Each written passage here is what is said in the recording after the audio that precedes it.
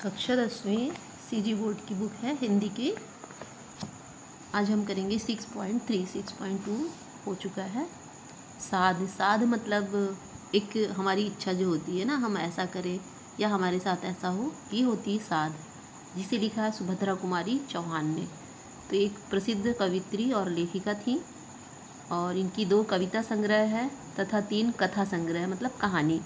और इनकी सबसे जो प्रसिद्ध है ना, प्रसिद्धि मिली है झांसी की रानी एक कविता, और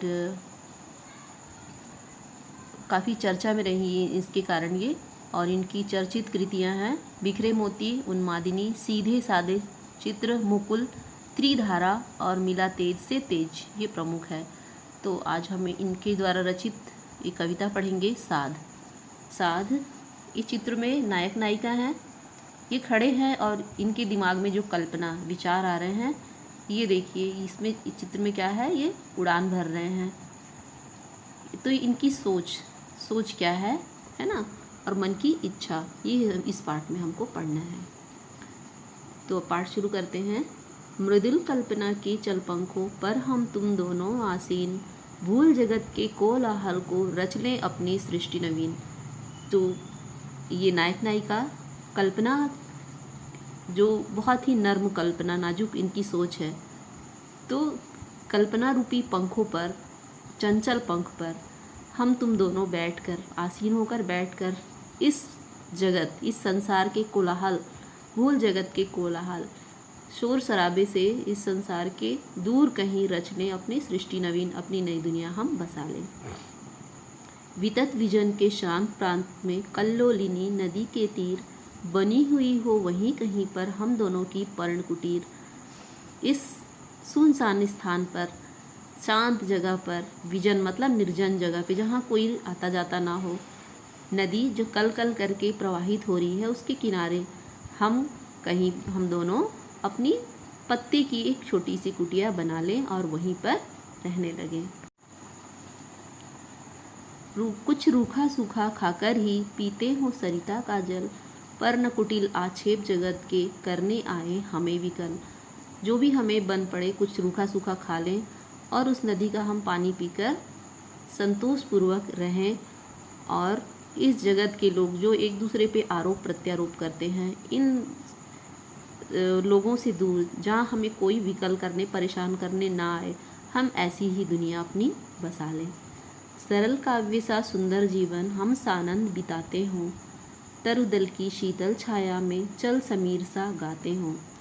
सरल काव्य मतलब कविताएं, कविताओं में जैसा कल्पना होती है कवि की, है ना, जीवन सुंदर होता हो, तो इन सरल काव्य सा हमारा जीवन भी सुखमय बीते। तरुदल, पेड़ की छाया, है ना, तरुदल मतलब पेड़ों का समूह, तो उनकी शीतल छाया, वहाँ पे जब शांतिपूर्वक बैठते हैं तो ऐसा लगता है कि हवाओं में भी संगीत है, तो वही संगीत को हम अनुभव कर सकें। सरिता के नीरव प्रवाह सा बढ़ता हो अपना जीवन, हो प्रत्येक लहर में अपना एक निरालापन। सरिता नदी जो बहते रहती है तेज वेग में, कभी रुकती ही नहीं है, तो हमारा जीवन भी इसी नदी के प्रवाह के जैसा चलता रहे। और जैसे नदियाँ में लहर आती ना, एक के बाद एक लहर आती है, तो अपना निरालापन लेके आती है, तो वैसे ही हमारे जीवन का हर पल, हर दिन एक निरालापन लिए हुए आए।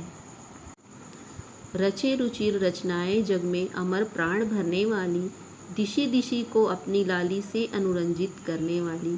हम नई नई रचनाएं लिखें, नई कविताएं लिखें, जो इस जीवन में अमर प्राण भरने वाली, मतलब लोगों को प्रेरक प्रसंग से भरी हुई हो, प्रेरणादायी हो, कि मृत शरीर में भी प्राण भर दे, उनका जीवन सार्थक हो जाए। हम ऐसी रचनाएं लिखें, और चारों दिशाओं में जिस तरह सूर्य की लाली फैल जाती है, इसी तरह हमारी भी चर्चा हो, हम भी प्रसिद्धि पाएं। तुम कविता के प्राण बनो, मैं उन प्राणों की आकुल तान, निर्जन मन को मुखरित कर दे प्रिय अपना सम्मोहन गान। तो इस कविता का तुम आधार बनो। दोनों नायक नायिका आपस में बातें कर रहे हैं, और मैं उन प्राणों की आकुल तान, उस कविता की मैं तान बनूं, और इस निर्जन वन में, सुनसान जो वन है, तो हमारा ये सम्मोहन गान, हमारी कविताएं चारों तरफ फैल जाए, मुखरित हो जाए, हर किसी के मुंह पे हमारी कविताएं ही हो।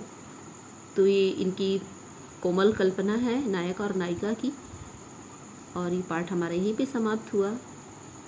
तो पाठ कैसा लगा कमेंट करके ज़रूर बताइए।